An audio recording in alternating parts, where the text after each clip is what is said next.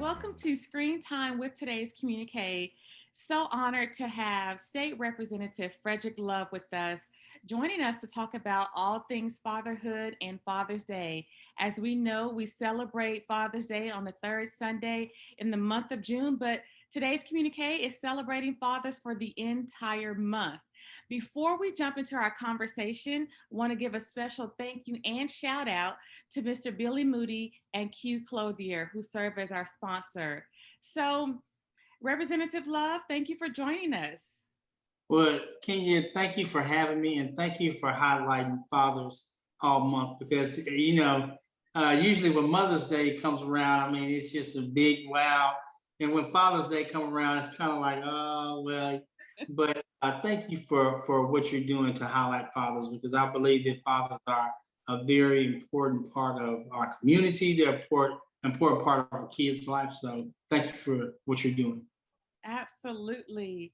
And before we jump to the first question in this conversation, why don't you give a brief introduction to those of in the viewing audience watching who may not be familiar with you? Just let us know who you are and tell us a little bit about yourself and your career path.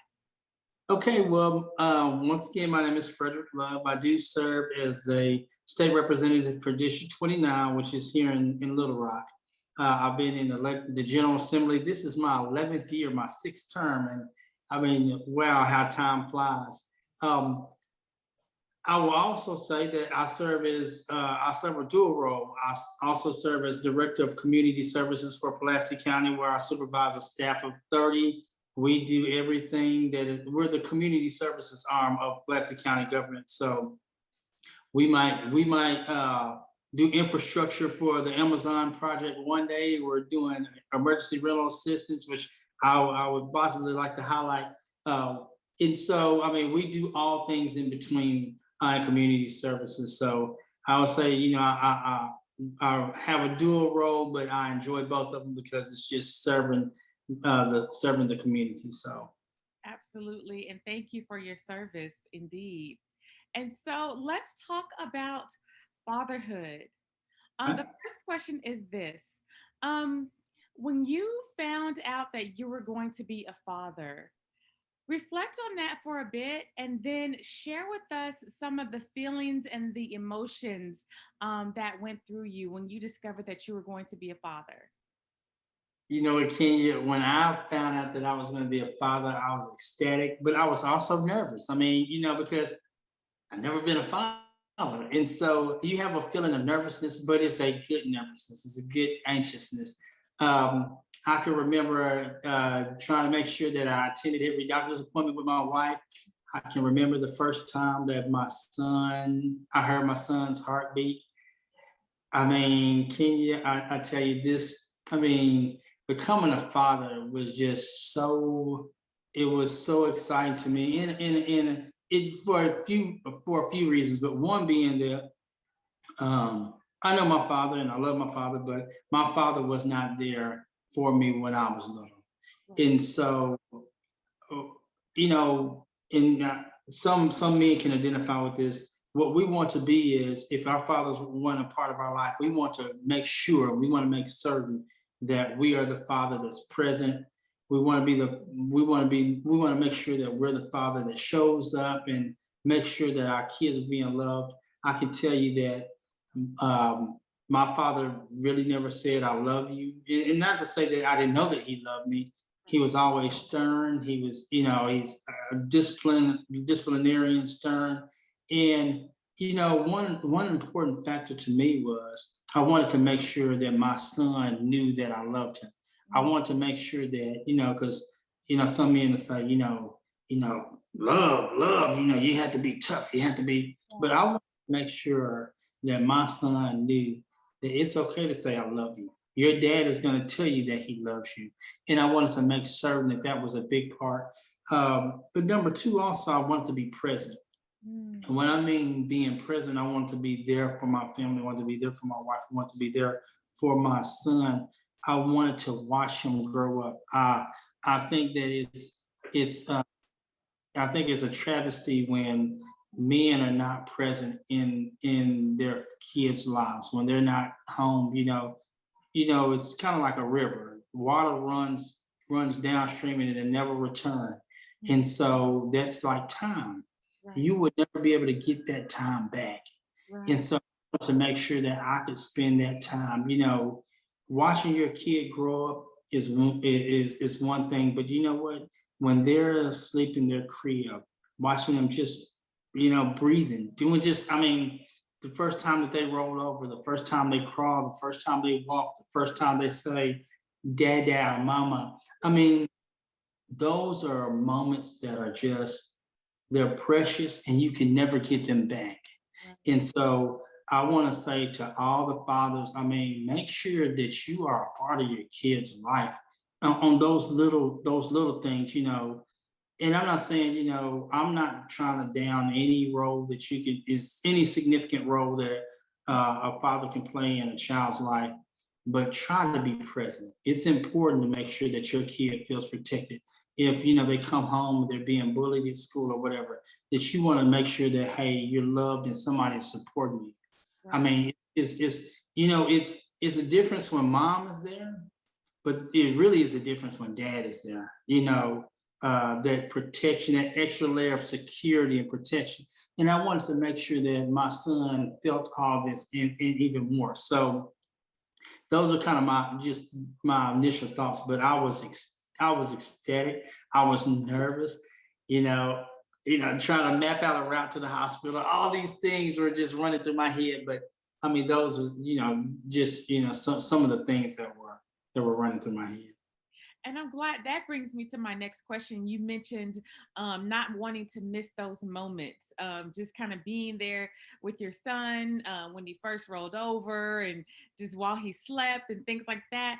So I know your son is about to be a tween. But he's still young. And so can you reflect for a moment and share with us maybe one or two activities that you guys have done together, or something that he's asked you to participate in with him that you're thinking, I'm so glad that he asked me to be there. I'm so glad that I did that with him. One or two activities that you can think of? I'll tell you this, King, and one just happened. So my son, I remember my son when he was in first grade. He's now going to the sixth grade. He wanted to be a Boy Scout, and he came to me and said, "Dad, I want to be a Boy Scout. I want to go to that meeting tonight." And I said, "You know what, son? If you want to go, if you want to be a Boy Scout that bad, we're going to the meeting." We went to the meeting, and he's been a Boy Scout ever since.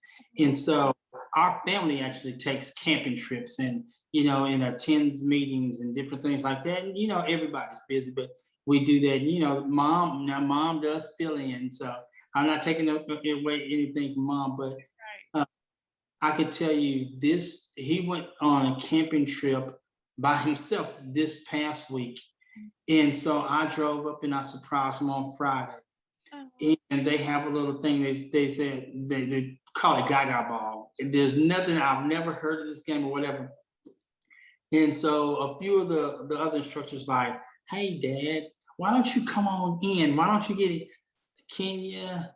I had so much fun.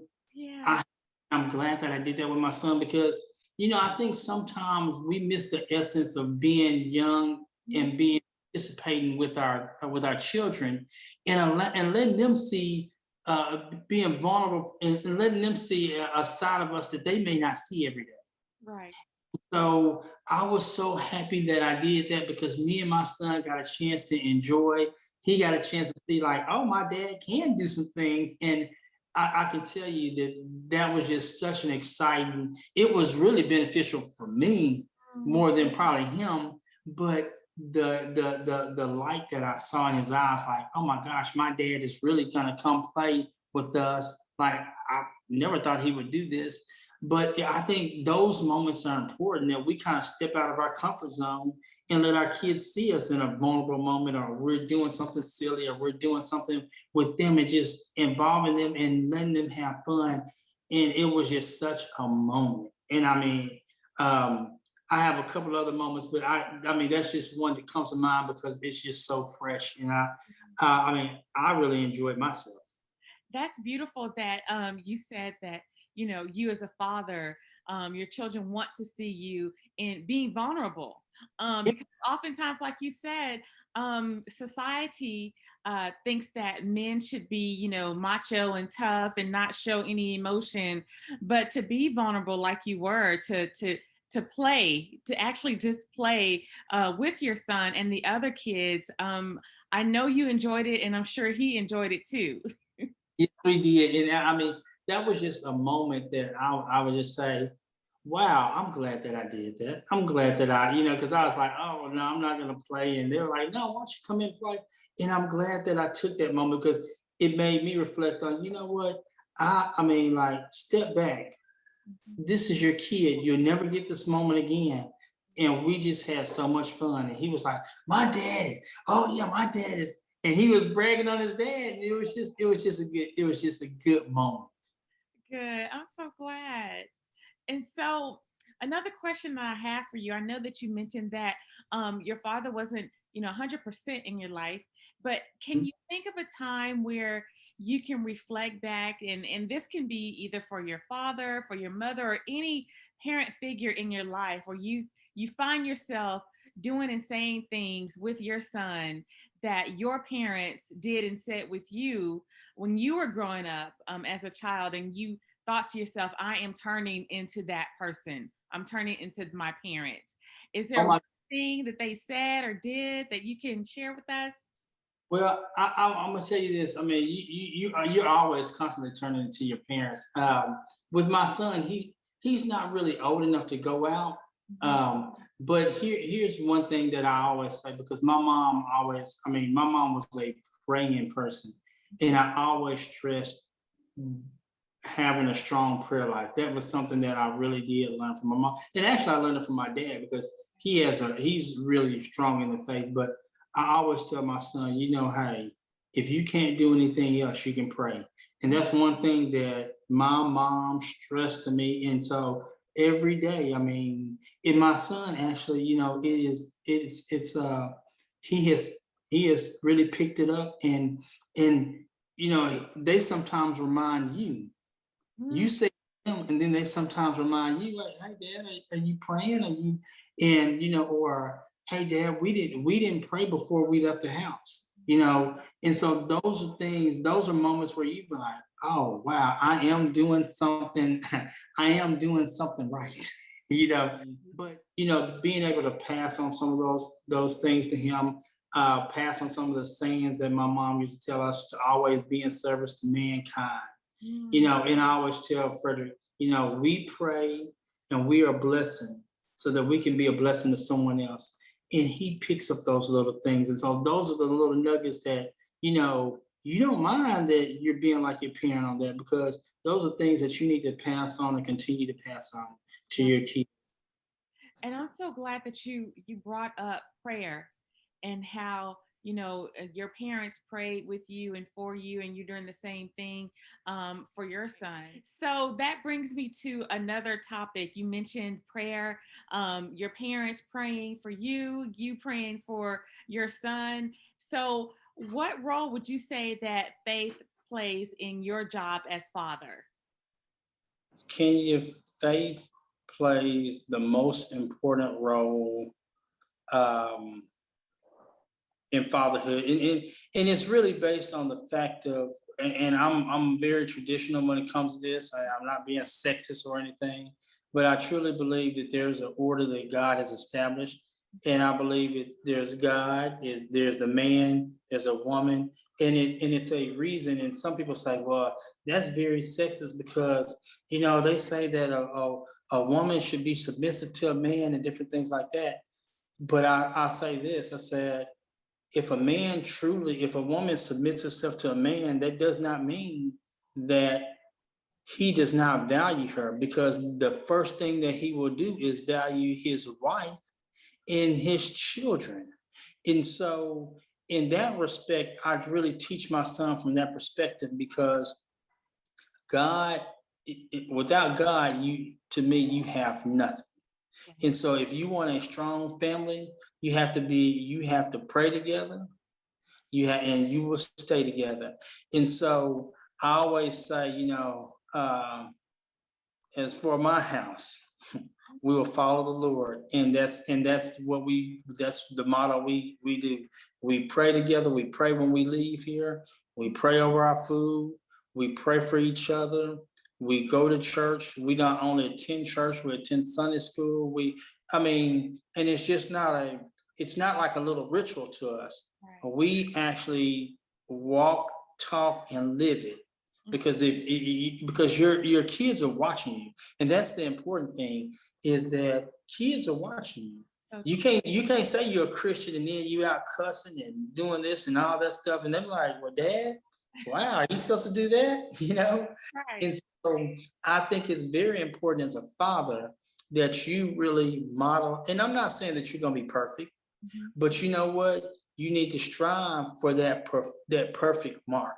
You need to always, show people that, you love them, that you care for them. Because that love is going to cover your family.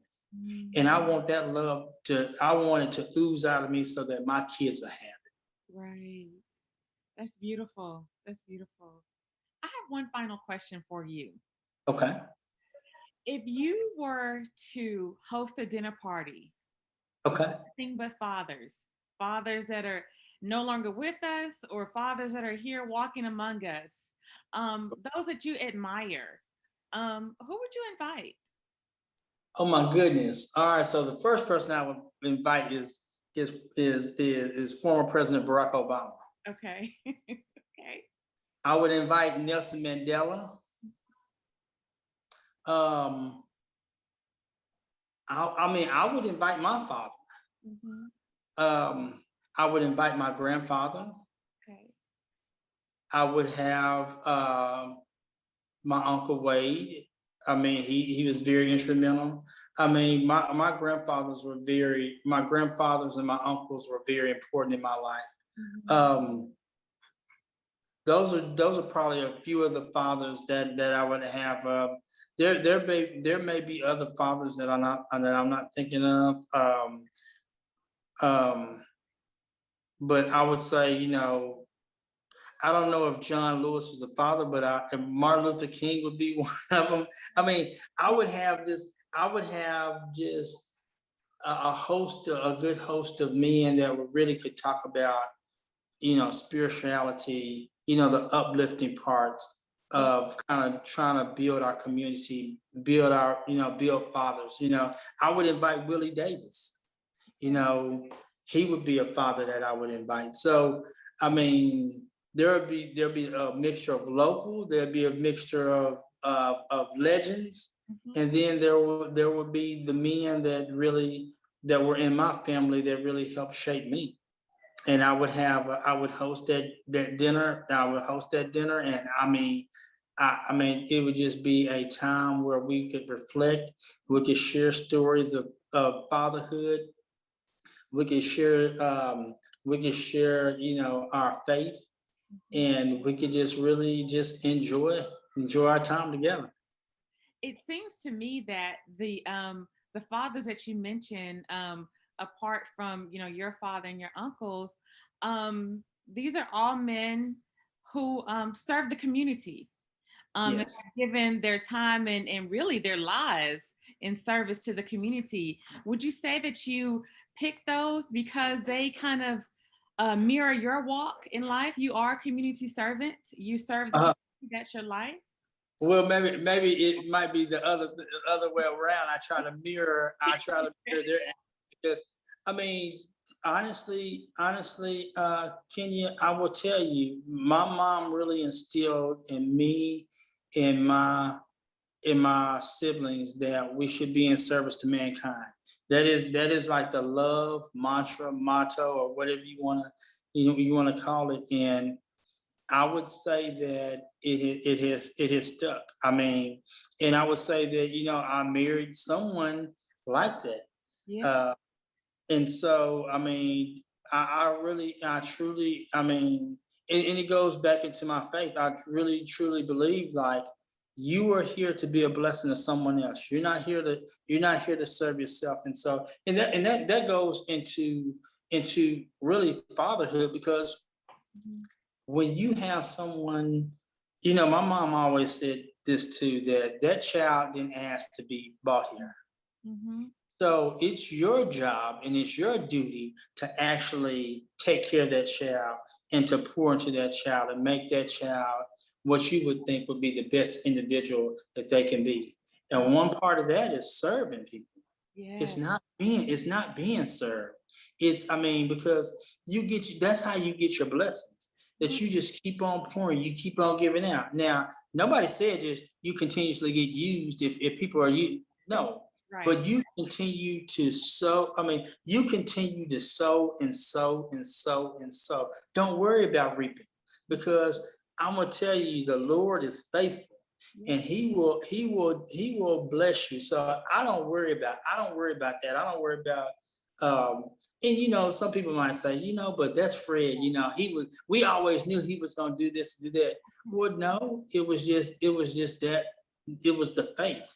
And so I raised my son like that. I tell him, get a job that you'll be passionate about and that you'll enjoy doing. Right. That you wouldn't, and a guy, I'll wrap it up like this. Uh, I was at McClellan School and I was doing a talk with a guy, and he asked the kids, what would you do for any time for the rest of your life? You would do it for free. If nobody would pay you, what would you do? He said, now that's what you should explore in life. That's what you should try to make a job doing. And that's really what you should do. Yeah. And service was just it, you know. And that's how I approach being a state representative. That's how I approach being the director of community services. That's how I approach what I pour into my kids, is because that's what I feel like you should do. I feel like you should be a blessing because you're meant to be a blessing to bless others. Right. Period. Period. Period. Wow. Representative Love, that was great. That was a blessing. I think that you blessed us with that Well, conversation. Indeed. Indeed. And so I just want to say thank you for all that you do for the community, all that you've done in the past, and all that you will continue to do on behalf of the community. We know that it's something that you love to do. We know that it's something that you were born to do. And so we want to continue to support you in your efforts in supporting the community. And so, on behalf of the community, thank you for what you do and happy Father's Day. all right. Well, thank you, and thank you for having me, and thank you for highlighting fathers, because I believe that this is a moment where, and I would say that fathers need that push up, and so thank you for what you're doing. Absolutely. And that's a wrap. All right.